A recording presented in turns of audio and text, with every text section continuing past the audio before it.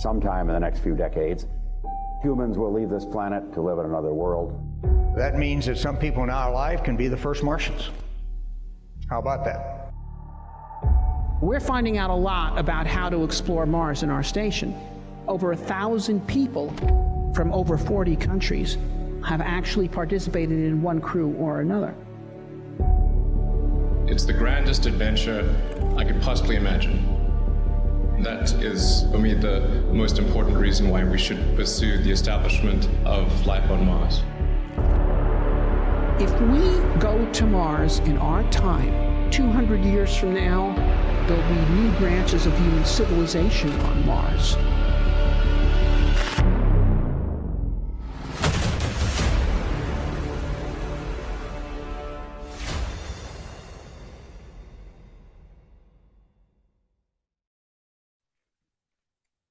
And we are live. Hey, welcome everybody. Welcome to our next installment of Red Planet Live. I am your host, Ron Craig, and today I have the pleasure of speaking with Dr. Shannon Rupert. And I'm actually very excited about this show because Dr. Shannon Rupert is actually the director of the MDRS station in Utah, and it's going to be amazing. So let me actually tell you a little bit about Shannon. So Dr. Shannon Rupert is an ecologist with 2 decades of experience in Mars analog studies. Formerly a professor of biology and environmental science, she is currently director at the Mars Desert Research Station in Hanksville, Utah. Shannon is an expert in planetary mission simulations and field exploration. Her current research includes the microbial ecology of planetary analogs and the patterns of chemical signatures in dinosaur bone of the Morrison Formation. She is a collaborator on many other science investigations. Shannon holds a Ph.D. in biology, social ecology of acequia from the University of New Mexico, a master's degree in biological sciences, plant ecology from California State University, San Marcos, a bachelor's degree in ecology, behavior, and evolution from the University of California, San Diego, and an associate's degree in biology from San Diego Miramar College. And let me bring Shannon on stage. Hey, Shannon. Hi, how's it going? Hey, good. Welcome to the show. I'm very, very happy to have you here. Thanks, Ron. I'm happy to be here. Yeah. So, I mean, you've been working at MDRS for quite some time. So I thought we'd kind of just jump right in and just maybe get some questions and see where it goes from there. If that's okay with you. Works for me. Awesome. So let me go over to a couple of questions that I have here. So yeah, we'll just jump right in. So I thought for the first question, I was thinking about the research that you've carried out over the last few years, and maybe explain how that work being carried out at MDRS will benefit future human explorers on Mars. So you're talking about the crew research or the research that is being done by the Mars Society, separate from the crew research? I would think your research. So basically, in terms of what you are doing with your team there. Oh, great. So early on, I did a lot of collaboration and communication between remote science groups. So in other words, I looked a lot at how does a scientist on Earth communicate, collaborate, or communicate with someone who's out in the field. And it's a lot more challenging than you think it would be. And it's going to probably be even more challenging because a lot of the people that we're going to send to Mars are going to be multidisciplinary and not necessarily know everything about what the people back Earth know. So I did that for a long, long time, and it's still a huge interest of mine. But lately, we've been doing a lot of field work at MDRS. MDRS is a true Mars geologic analog, which makes it very, very important for geology. But there's also a lot that you can do as a biologist out there. So our 2 main projects that we're working on right now is one that's been, I think we're going on about 5 years, started by Paul Sokoloff and Brian Murray, looking at the biodiversity around MDRS and comparing it, contributing to what the local stakeholders need to know, and also trying to get kind of a general idea of what kind of biology you would look for in a Mars analog. whether it be in Utah or the Arctic. And we've just started working on a project looking at the communities of desert varnish and lichen, and trying to kind of suss out what their relationship is. Desert varnish is a biofilm that covers rocks. If you've ever seen some sort of prehistoric etching in rock, that's generally an etching through desert varnish. And there's a big question of whether it's biologically mediated or if it's geologically mediated. And right now, the science world is equally split on that. I mean, seriously, equally split. And it's like nobody wants to make the final stand on it. We're collaborating with Dr. Penny Boston and hoping to make that last stand on, we believe it is biologically mediated, and would like to take that research as well to other Mars analog sites.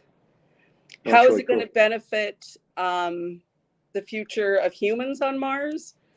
That's more of the work that's done with the simulations, where I learned really early on that the science is hard, but it's not impossible.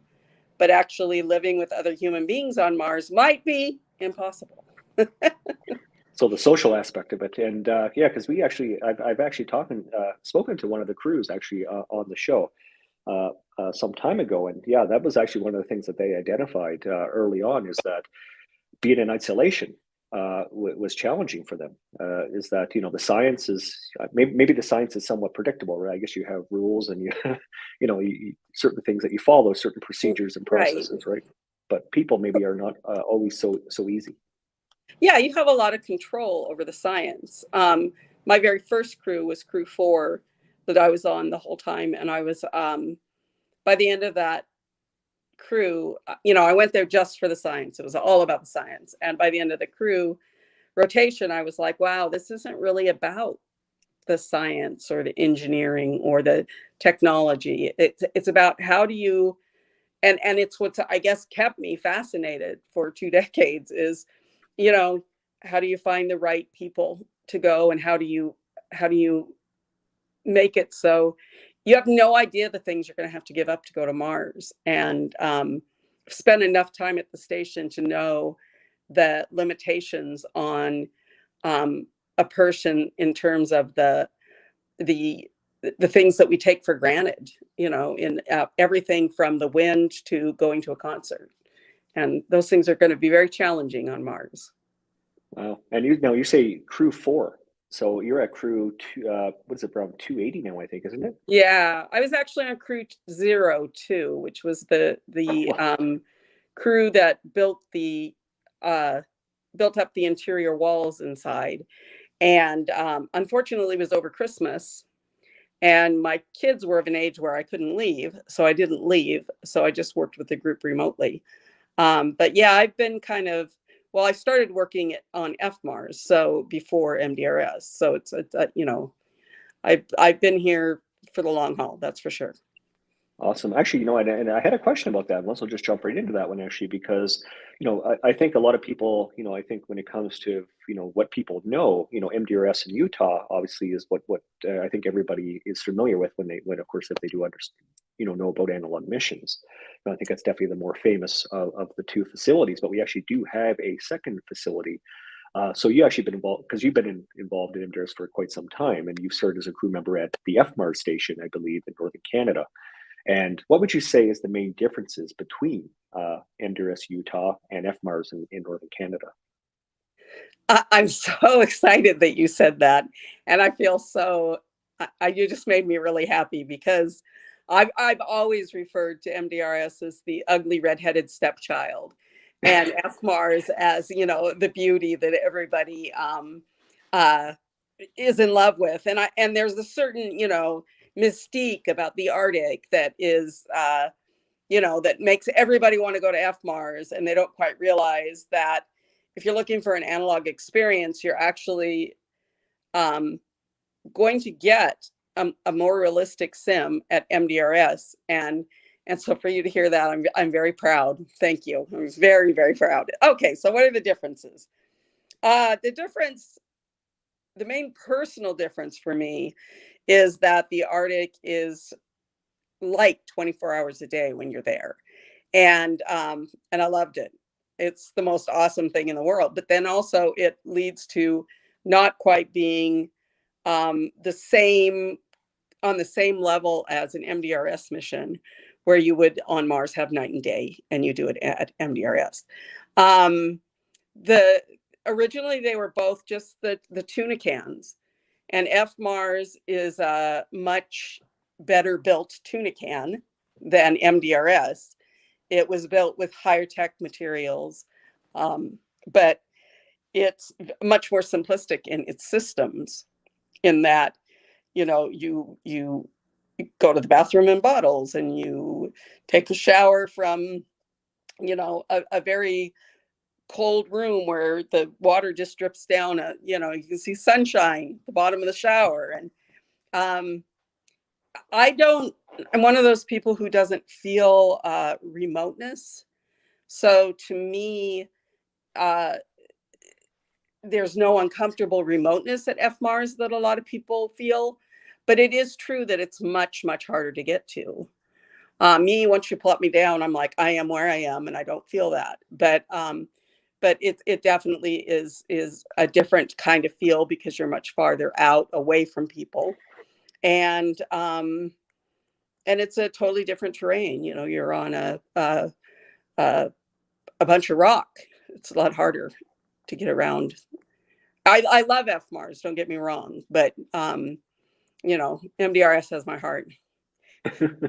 No, it's interesting too, because, you know, when the analog astronauts go there, and of course they spend their time in isolation, but I mean, you're also working out of the facility as well, right? You're there with them at the same time, maybe almost experiencing your own type of isolation, because I mean, right, because I'm hiding from them. The minute they go into sim, I'm gone. They should, you know, unless I have maintenance to do on the station, they don't see me. I'll run the other way. And when they're on EVA, we're locked in our house. You know, we don't go out while they're on EVA. So the idea is, and it's definitely a longer term isolation. And I've learned a lot. That's where I didn't really learn in 2 weeks, the challenge of the things that you're going to give up on Mars. But I definitely have learned it over the years. When you spend my first year at MDRS, I spent an entire year there and didn't leave, and almost lost my mind. But I did learn a lot of things. You know, I learned about, you know, food being scarce, particularly in the winter in Hanksville. It's very hard to get things. You're still 100 miles from a grocery store if you want to go. And can you go if you've got a crew that you need to take care of? And, you know, and is the weather good? And forget, you know, concerts and family dinners on Sunday night. Those are just things that don't happen there. And those are all things that we're going to experience, or no longer experience, when we go to Mars. And I think that not enough people are addressing that. That makes sense, because I think that it's going to be difficult, because, you know, especially when you're doing it on Earth. I know you try to make the simulation as well. I'm just going to say as real as possible, but I guess we don't know what real really is, because we actually haven't had a crew actually go on the planet. But so we do obviously our best effort to make it as real as we think it would be. But yeah, I mean, I think that's going to be such a difficult thing to really go through, because isolation. And I was almost going to compare it to the pandemic, so to speak, but it's not really true, because we have our families, you know. Right. Typically. Interestingly enough, we've seen a huge shift in behavior at MDRS since the pandemic. It's almost like the crews have a little bit of PTSD from being in lockdowns. And certainly our first few crews after the pandemic, there was more. I mean, we've seen it in every crew, and we now warn them when they come. Be aware that this might bring up some uncomfortableness that you experienced during the pandemic. And so where it was before, it was like, we're going to go into sim and we're going to be in lockdown for 2 weeks, and it's going to be this exciting adventure. We're going to try something completely new. Now it's like, oh yeah, we've done this. Well, if you try to make them equal, you're going to experience what I think. Even I am like the hermit of all hermits, and I have even felt that isolation that's come with the pandemic. So, so that has been, something that we've had to deal with. We are now, when we train the crews at the beginning of the mission, we're discussing the fact that, hey, you might find yourself not in a good place because of what you went through during the pandemic. Yeah. And it's interesting too, because even though that they're in isolation, they're in isolation together. And I always wondered, do they actually look to be more isolated from each other as the mission goes on? Because I would think that there's different layers and levels of isolation, right? Because you're isolated, but you're also you're basically all jammed in with each other. And right. I'm sure that, so you almost need your own isolation from the isolation. Right. And people, MDRS is big now, right? So if you've just had it and you can't take, these people any longer, you can go to, hang out in the Green Hab, you can go to the Science Dome or the RAM. So we do have these outlets where before, when it was just the Hab, you had basically upstairs and downstairs. And so you find that crews will bond really, really tightly at first, and they can go the whole time without any kind of need to escape. We also have a lot. Our world is a lot different than when we started. When we started, everybody had to like the same music because there were no earphones and devices that would play your music individually, and so it would be like.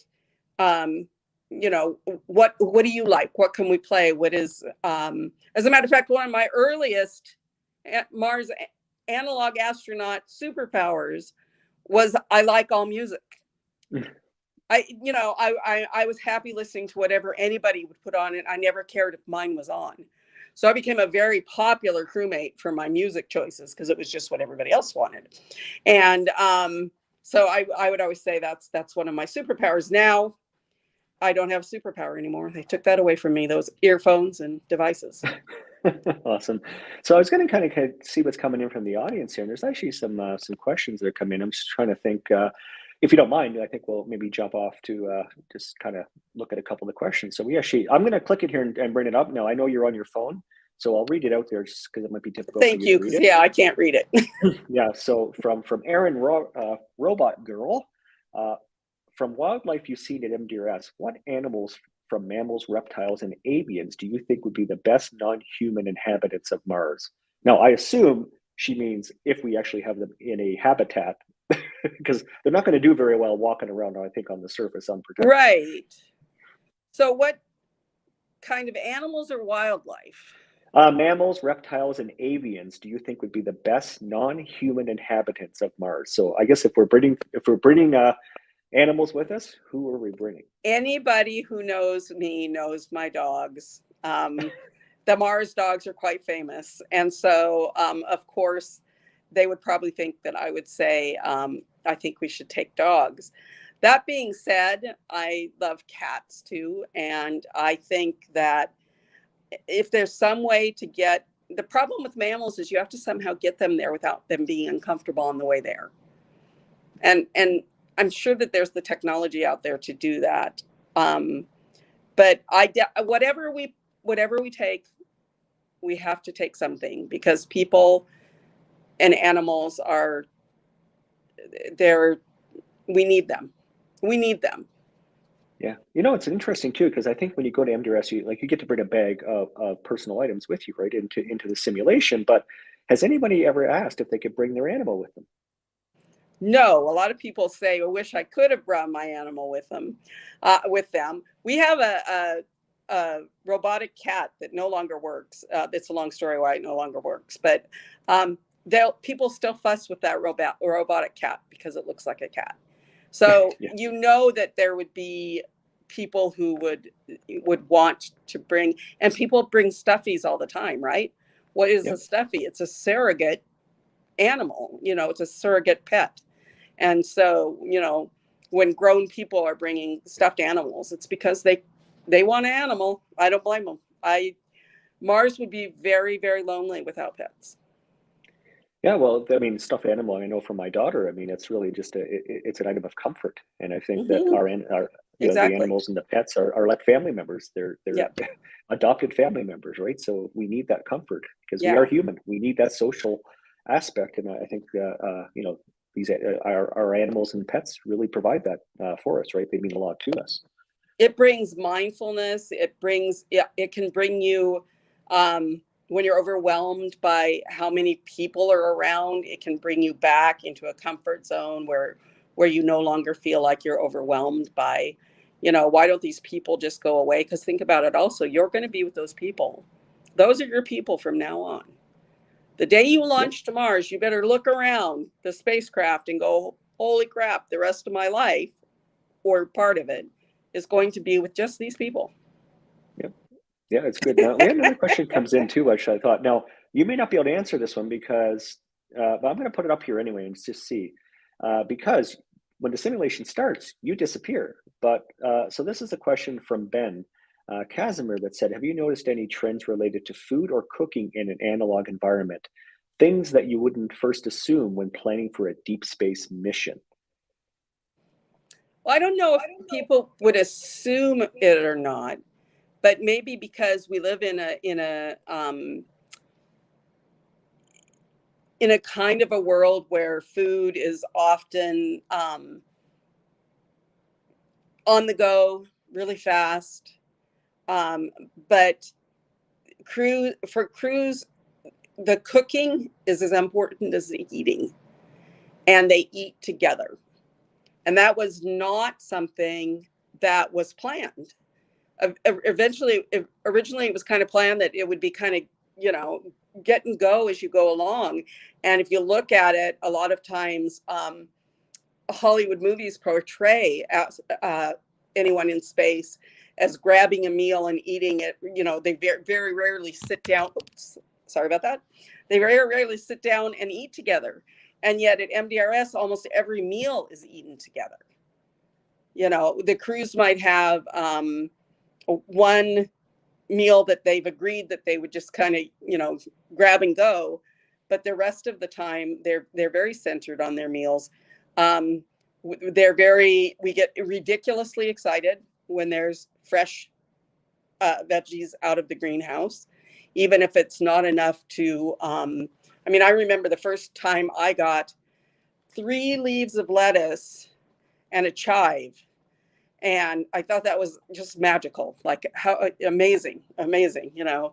And so I think that the two things that we've learned is that cooking is more important, eating food is more important than it is here for the most part. And that we and the recipes that people will try to come up with. So they want that same they don't want redundancy in their food. They want to make new adventurous food all the time. So food's very important. I think I lost you. Can you hear me? There we go. Can you hear me now? Now I can. Yeah, it looks like my, of course, in a live show, why wouldn't my earbuds and everything else be acting up? That's just Murphy's Law, as they call it. Yep. I was saying that food, back to almost similar to the pet and the animal idea. I think, you know, food is something that gives us comfort, and, you know, things that you know, that give you joy, and whether that's cooking or the type of food you want to eat. I mean, it makes sense, right? That you would bring a lot of what you enjoy from many different forms into the simulation. And things become traditions. You know, we have crews that come back year after year, not the same people, but they still have the same food traditions, which I think is really interesting. Awesome. So another question I have here for you is, it's in regard to the breakdown of the crews that are participating at MDRS, and basically it's more like the how they're composed. So are they mainly like American, or are they multinational? They change. Early on, most of the crews at MDRS were made of U.S. citizens who were professionals. And almost always men. Women were rare. over time, it shifted. And now we have more people from Europe and overseas, South America, and then US crews. And we have more students than professionals. So it's just the way, things change all the time. The things go in waves, and there's a progressive change in interest. And I can remember when I first started going out to MDRS, and my mom was like, "Are you sure you're not part of a cult? I mean, what is this deal? What is going on?" And now it's like, MDRS, wow, you have the coolest job in the world. And I'm like, well, yeah, I think so, and I've always thought so. But only now is it, we were kind of renegades when we started. They're people we were a little ahead of our time. Well, it's amazing. Actually, we just had a comment come in from Space Case Sarah, which is Sarah Treadwell, and she's just coming on to say hi. She's actually going to be joining Crew 265, so she wanted to say hi. Hi, Sarah. We will see you soon. Yeah, another adventure for you, for Sarah, because I know you just did the some intense rock climbing, which is awesome. So let me look here. So I have another question here as well. So this is really good. I think this is about the so what would you say are the biggest challenges facing newly arrived crews once they begin their SIM mission in Utah? Is it the isolation, getting used to the station, its guidelines, or something else? So the biggest challenges when they first arrive at the station. The biggest challenge is sleep. They come sleep deprived, and then they can't get sleep because the station makes noises, and it's very different. So I'd say that the biggest challenge, they come very prepared. They've already been partially trained. They've gone through a lot of they're given a handbook that tells them a lot of things. Some crews come with people who have already been there. So the getting the station up and running is not so difficult. I think the biggest is personal adjustment, that each crew member has to, you find out if you can do it or not, right? Mm-hmm. I sent 2 of my lab assistants when I lived in San Diego to MDRS.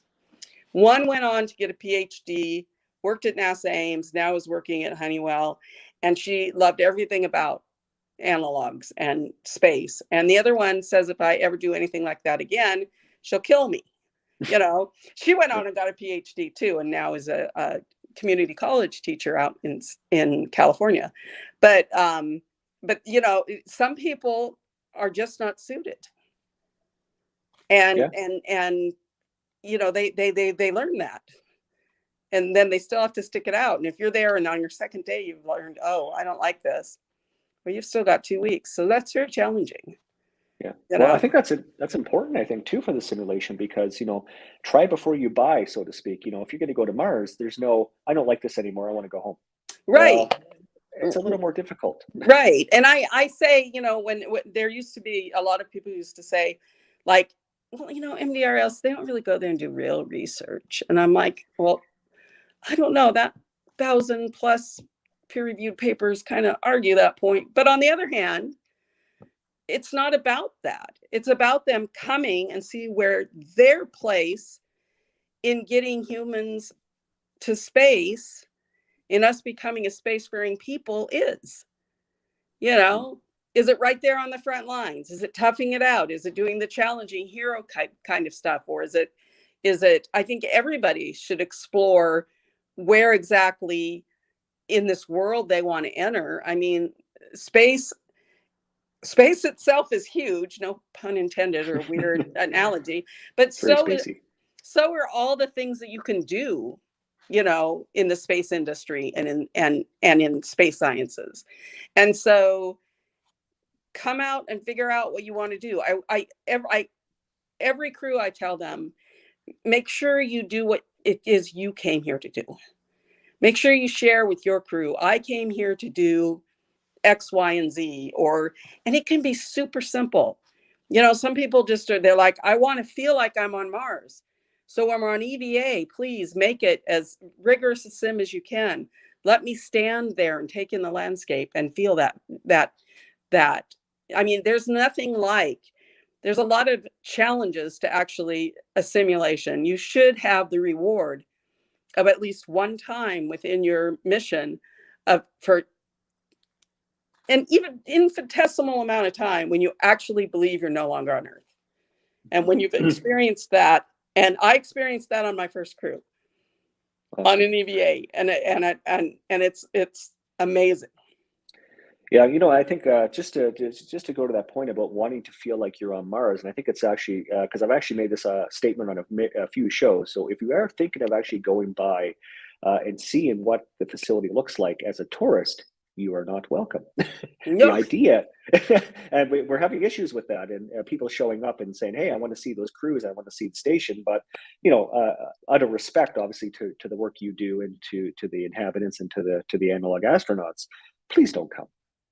Yes. unless you're a crew, don't come. I will chase you off, and I will be that mean blank of a lady who does that. If you, I mean, we have a lot of signage now, and this has just been since COVID.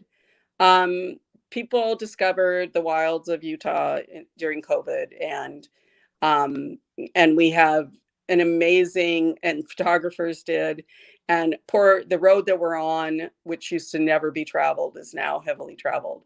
So it's a bit of a challenge for us, because if there's so many people around and so much distraction for the crews, they're not going to get that feeling of isolation, you know. So, and especially for crews the crews that have never experienced wide open spaces, have never been in the West, are much more impacted by the isolation than crews that have seen what the West is like, because it's big and it's huge and it's overwhelming when you have never experienced it.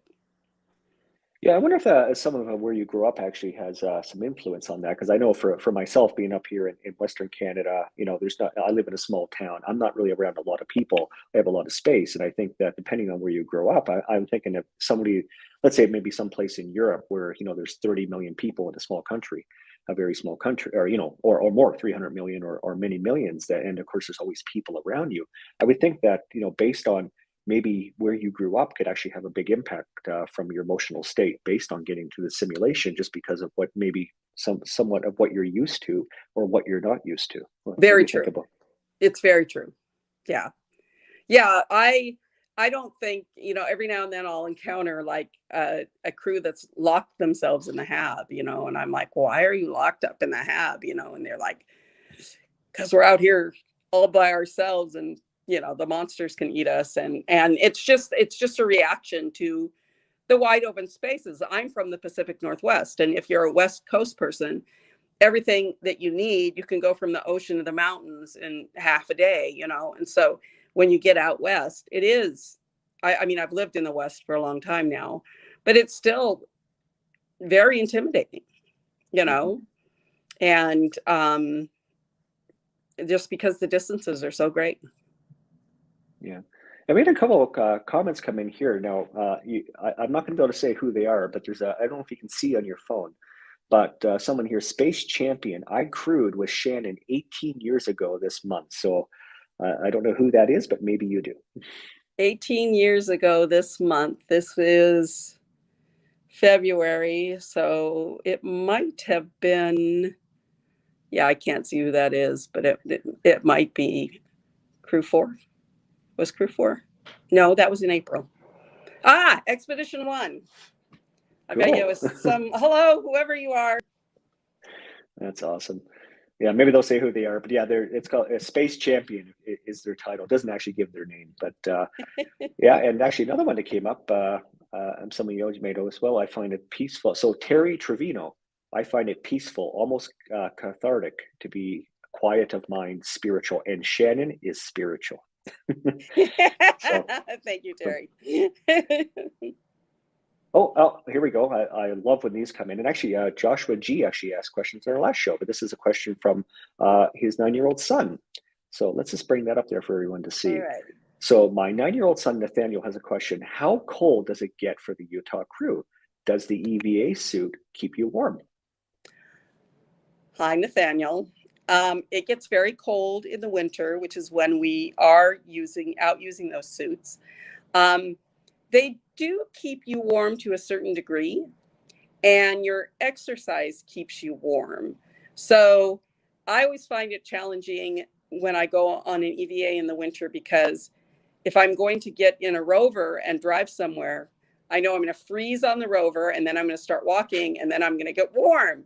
And do I want to be warm when on the rover and then overheated, or do I want to be cold on the rover and then comfortable? And it's a huge challenge that way.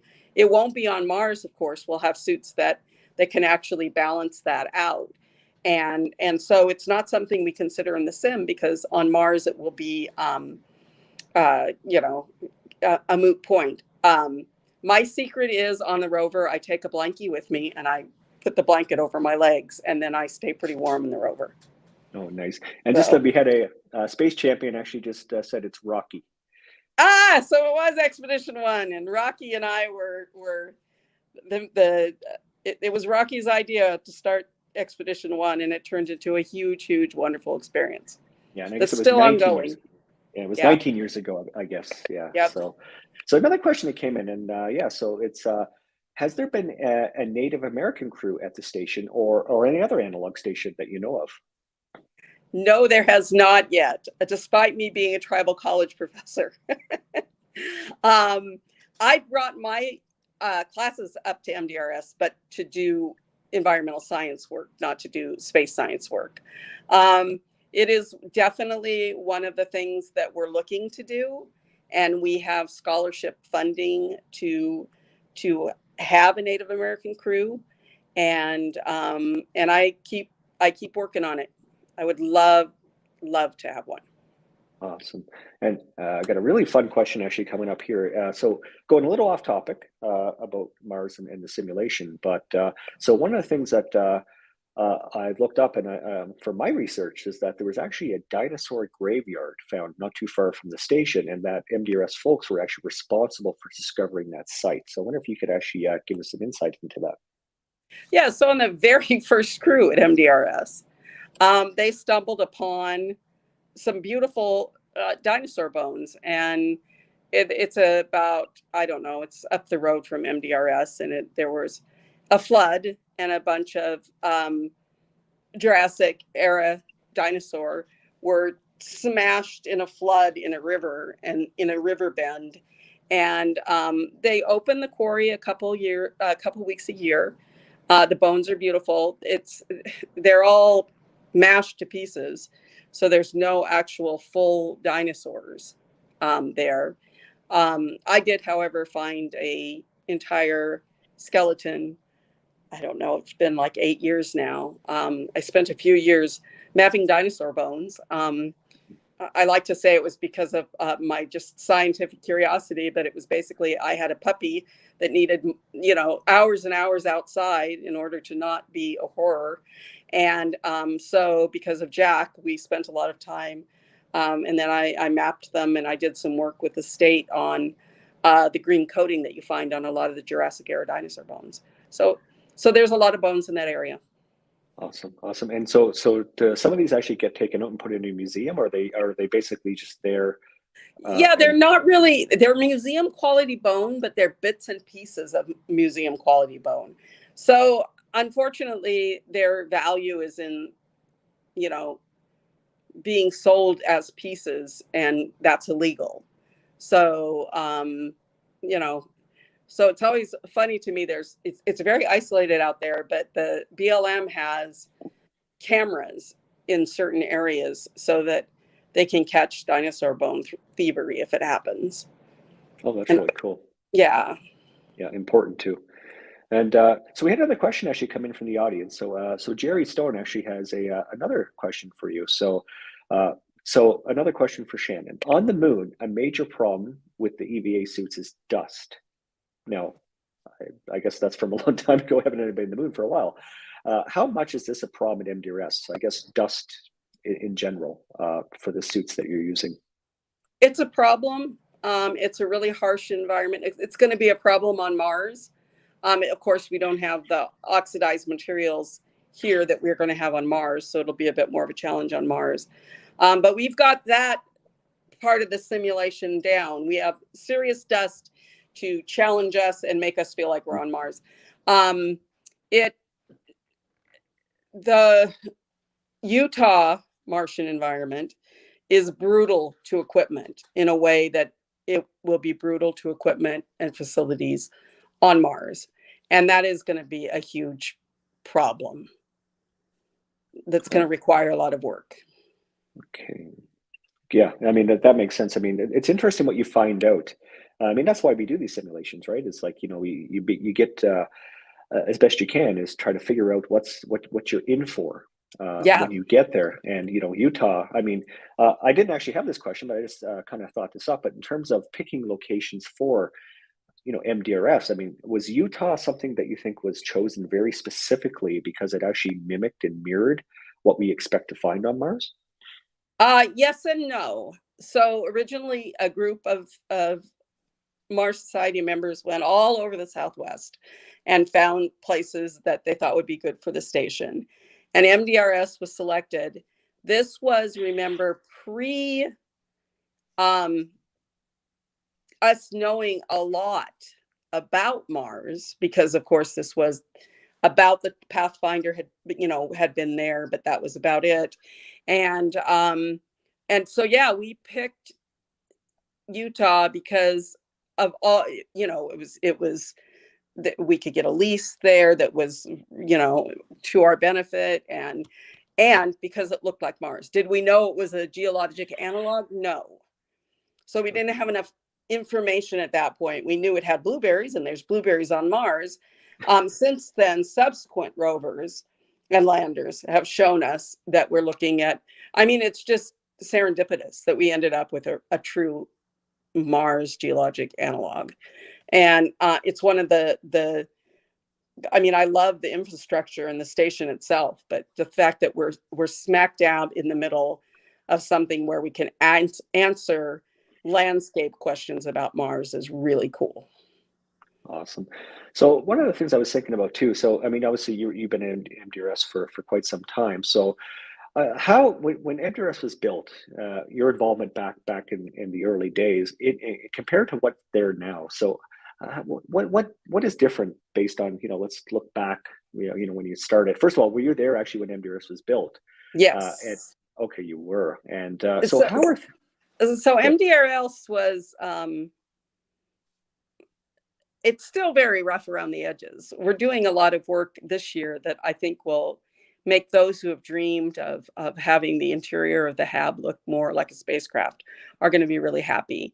But you have to remember that we did this with no money. It was just a group of people. I mean, we, in terms of what it would take to build the station now, we didn't have it. And we ended up just sheer power and will of this group of people building these two stations. And with MDRS, it was extremely simple. I mean, the first crew that I was on, you had to go out and power up the little teeny tiny tin Honda generator. Every 8 hours, you had to go out and put more gas in it, and they burned up in 3 weeks, and we'd have to put in another one. And even then, the electrical outlets would burn out. And we did not, oh man, you don't even want to hear my toilet stories. I have the best toilet stories because we've gone through every type of toilet. I mean, it was just the HAB, and we had no money. People would bring things, loads and loads and loads of things. There was no organization. So there was a place where the outpost is, where we live, was the Antarctica pile. And it was piled full of dead generators and obsolete toilets and beer bottles from the original build. And it just grew every year. We had basically a dump there. But it was, the idea is that, on Mars, you're going to need every little thing. So you have to keep every little thing. It got so bad that we ended up, you basically just had to run a little trail through everywhere.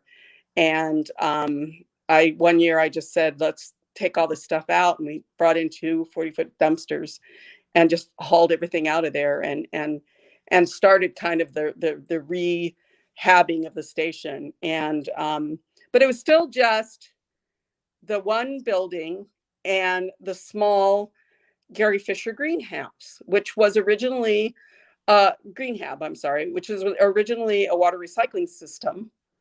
And but unfortunately we looped the kitchen water into that, so we just overwhelmed the system, and we had 6 people in there all the time, and it just became a health hazard nightmare. So we shut down the greenhab, and when I took over as the pseudo director, there was still no director, but I was the person who was closest to the station because I was teaching in Shiprock, New Mexico. And so I would just come up there between crews and clean stuff, and was trying to get the station in order.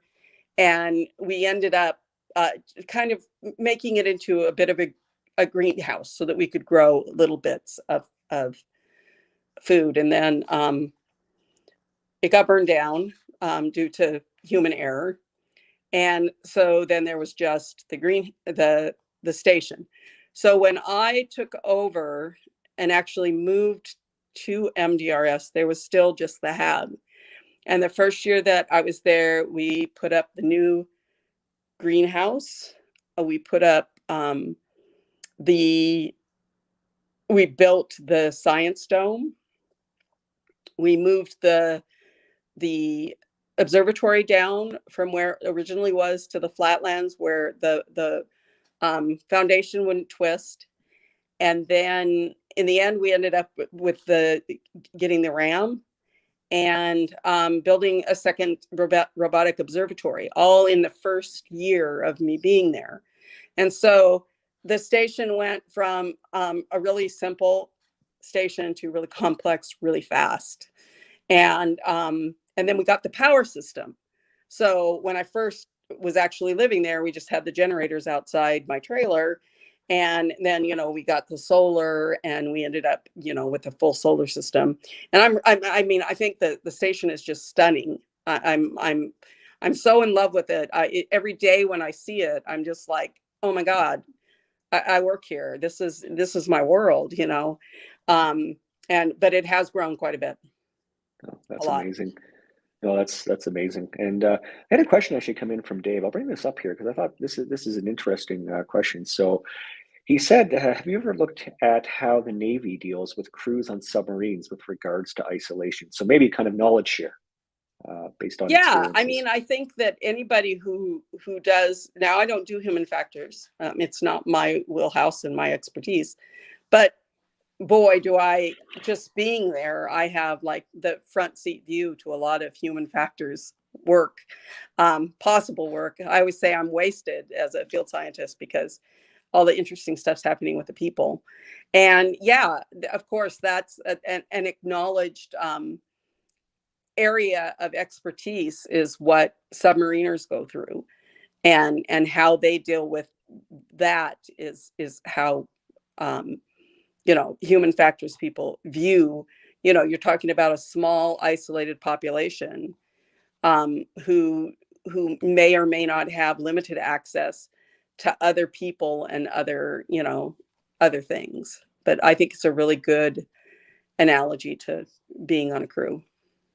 Yeah, I mean, there's, I think that when we're looking at, doing these kind of things, there's a lot of information shared. It's almost like when you look at that, when people, what do we get from space exploration? But it's amazing when we think about, all the stuff that we actually have back here on Earth because of the challenges that we faced, to really to go to the moon, to go to Mars, to learn how to be on Mars, and that benefits us greatly. It's just, you have to look at it and actually, holding the phone in our hand, even there's so much in that phone in your hand that was actually pioneered because of, our need to go off world and to explore. And it's just amazing, actually, in the simulation. I always think about, simulations in general. I think, at some point there's going to be people on Mars and they're going to be thinking, if we didn't have that MDRS simulation, we wouldn't be as prepared as we are today. Because I'm just, I'm thinking in the future, as we put boots on the ground in Mars, as I bet, at some point there's going to be people that'll be actually on Mars that actually spent time in the MDRS simulation. And that would just be amazing to be a part of that and to see that progression. Oh, exactly. I can't, people always say, well, when do you think, when are you going to shut this place down or something? And I'm like, or are you worried that you're going to become obsolete? And I'm like, I hope we become obsolete. Isn't that the whole idea? To get to Mars and be able to say, like we're done training, let's step out and do this for real. I mean, that's the dream, right? That's why we do what we do. It's and such important work too. And kind of leads up to my next question too, is thinking about the future. So like, what do you see for the future of the station? Like changes to the operations and upcoming improvements and to kind of take us into let's say the next decade or so of MDRS? That's a great question, because it's one I've been not wrestling with, but there's another sea change. We're starting to see where we first shifted from, you guys are crazy, to, oh, this is interesting, to, oh my God, this is so amazing. And now where we are, where everybody is, fascinated by space, and I all of a sudden have a cool job instead of a weird one, is pretty awesome. And I think that in terms of the program, now is the time to start moving, not in no way taking away from the Sims and because that's what we do, that's what we've always done, that is why we are there. But I also a few years ago I got a NASA grant called Spaceward Bound Utah.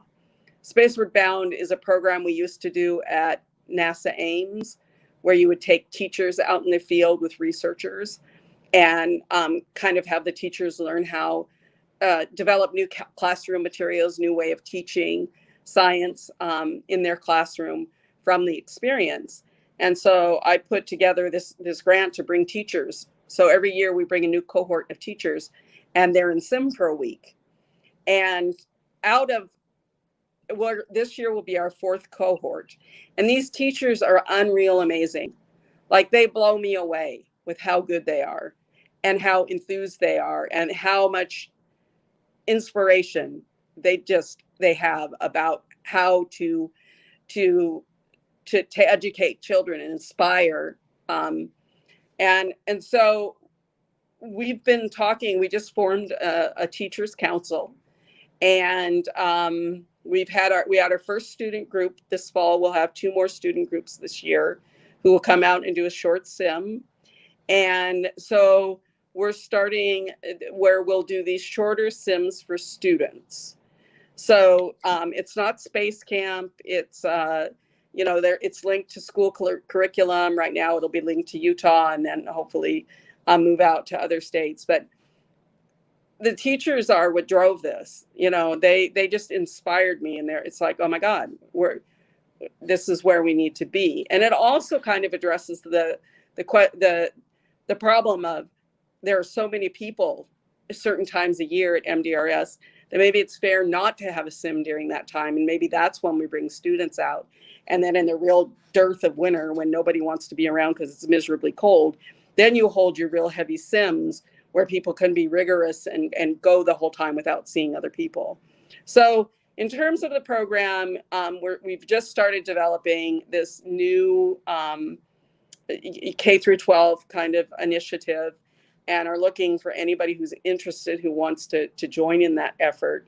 The goal is to, find enough grants that we can bring those students who, not to say let's have the students who can come, but let's also make a way that the students who would never have the opportunity get to come. In terms of improvements, super excited that we're going to rehab the HAB this year. And so after, all the other buildings are relatively new and they're not really much of a problem, but the HAB needs some love. We were going to paint it at our last work party. We have a 2-week work party every fall where people come out and we do huge projects. And the painting of the HAB was going to be one of them. And we realized that the paneling, the outside panels, which are this covered styrofoam weird material, were so damaged that they really need to be replaced.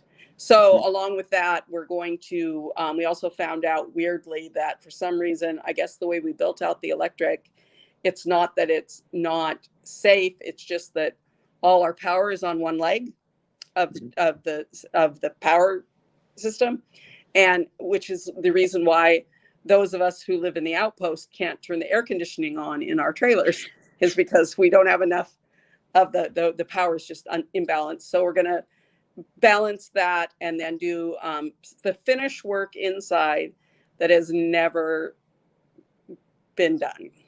So we're gonna make that hab shine. I'm super excited for kind of the rebirth of the hab itself. And then every year we do one or two major projects. There's no way for us to grow facility wise more than what we have. I would love to see us have some sort of building to hold class, but if we do that, then we just make it so big that it's impossible for me, even if we do have an assistant director, it's still too much for 1.5 people to handle. Yeah, cool. I'm actually glad that you brought up the STEM, because that was actually my next question, was to talk about STEM, upcoming STEM opportunities for students, and we actually have a question that came in, is actually how do teachers actually apply to that program that you're talking about? So I'm about to put out the call for this last cohort. You do need to be a Utah teacher. So this particular grant is for Utah teachers, or just contact me and tell me, hey, I'm in Utah, I'm a teacher, I want to do this. It's an amazing experience. They all swear it is. One of our earliest teachers, our first cohort 1 teacher, is now the commander of those missions, and she does an excellent job. And so we're hoping to, of course, grow that program. I put in for a 1-year grant, and then they extended it to 5 years. And I didn't expect that. And I'm super excited. And I'm hoping that I can then expand it outside Utah on its next run. Awesome. So when you say contact you, so what I'll do is I'll just put the, obviously don't want to, so I'll just put this up here for people as well. So if you want to learn more information or reach out to anybody at the MDRS, then just go to that page there, and then you go find the contact information. And of course, more information about MDRS, you can find at that link there as well. I'm super easy to find. I can't hide. So unless it's in a simulation, then of course you're hiding. Yes, then I'm out of it. I'm not on planet. Awesome. And so I think I had one last question actually, and I saved this one for last because I think we kind of touched on it a bit throughout the show, but I think it's important for people, because obviously when you want to be a crew member, like we were talking about, it's hard. It's maybe a lot harder than people really realize. So I wanted to get your opinion on what you think makes a good crew member, an analog crew member, in terms of like their background, life experiences, etc. Like, what makes a good crew member to come to MDRS based on what you've seen over the years? I can actually sum it up in one word. They need to be flexible. Okay. And I don't mean it in terms of, I can bend. MDRS is extremely unpredictable, no matter any field work is, right? And you can expect to get half the field work that you the first time you're in a new field site anyway. And we've had educationally, we've had everybody from, I learned this all on myself, and I have a high school diploma, to, PhDs with 30 years of field experience. And that doesn't guarantee they're going to be able to do it or not, right? And you can take people personality wise, and you can try to predict who is going to be the weak link and who is going to be the strong one. And it's going to turn out to be someone completely different than you thought.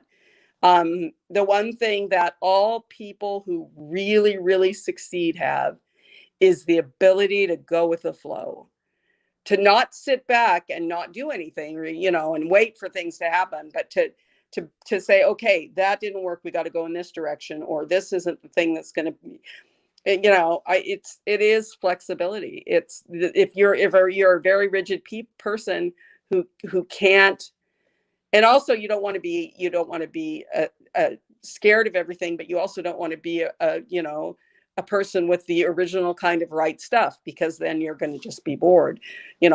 Mars should be boring above all, and flexibility is the thing that's going to make it that way. Okay, So, no, that's awesome, because I was thinking about that, because I think, in terms of like the crews, so you have to correct me if I'm wrong, but I think that the analog astronauts that are coming, did they self-organize? Do they actually come as a crew, that they actually pick their own members? And if they do you think that's how? I don't know if that necessarily. We wouldn't obviously do that for the real Mars trip. I think that people would be selected very, very rigorously based off of how they fit together. So there's a simulation. Do they come self-organized? They do, some of them, and some we put together. Some are competitively put together. The crew that's there right now, Subaru, for example, you have to be selected by the university's committee to be one of the crew members. Other people, gather people who they know from their social media. We've had crews that have best friends from childhood that sometimes did not end the way they should have ended. So there's no guarantee. I look through those self-organized crews and make sure that they pass muster in terms of what I'm looking for. And then there's the crews that I put together, and that there's other crews that, if your crew is a class, for example, then you're going to come with your class. And do any perform better than others? Not on that alone. There might be other that might contribute to the success of a crew by having more rigorous competitive means to getting there. But it doesn't necessarily going to spell disaster if you let a crew organize itself. Now, early on, they were all selected by us. You couldn't self-organize. We started self-organizing probably after 7 or 8 years. And so, we have a mix of those crews. That's awesome. I think that's good too, because when you're looking at simulations, you want a kind of a diversity of data, right? And if you allow things to kind of veer off of maybe what you're structured and planned, you want to kind of let things going off the rails where you don't want it to happen. Maybe it's a good thing, because it actually shows you, okay, well, maybe we don't want that to happen. We know what doesn't work. Right, and we have so many that we have an enormous amount of data, because each crew has to they report, they'll self-report while they're there. And so and we have a woman who just finished her Ph.D. doing work just from the reports that we have on gender issues. And so there's a lot of data there that someone who was really interested in seeing what actually makes what crews were successful and weren't, and which weren't, and why. The more diverse a crew is, the easier it is. Their learning curve is steep and quick, and then they're on their way. If you have a group that's all, the same major in school and the same year in school, they struggle a little harder. But it doesn't mean that they can't be amazingly successful. Okay, that makes sense. Well, Shannon, I think that that was it for what's come in. So I wanted to thank you very much for coming on the show. And I consider this to be an amazing privilege that the Mars Society lets me host these podcasts, because I get to learn from the smartest people in the world when of the things that are a passion of mine. So this is a treat for me to get to speak to you and everybody else. And I definitely want to thank the audience. I mean, the questions were just rolling in, and it was just amazing. So I want to thank you. I want to thank the audience. I want to thank the Mars Society. I'll just thank the whole planet. We'll just, but it's been, let's thank Mars too, both planets. So, but thank you. I'm glad we finally got to do this. It took a while for me to, yeah, you know, for us to get this arranged. And I'm really happy that I did it. And if anybody has any other questions, like I said, I'm super easy to find. So just shoot me an email. Yep, and I'll throw out that link again if you want to learn more about MDRS and the Mars Society. And yeah, so again, thank you, Shannon. This is brilliant. I enjoyed every second of it. So, and thank you, audience, and thank you for tuning in tonight. And until next time, thank you all. Thanks, everyone. Thank you, Shannon. Bye-bye, Ron. Bye now.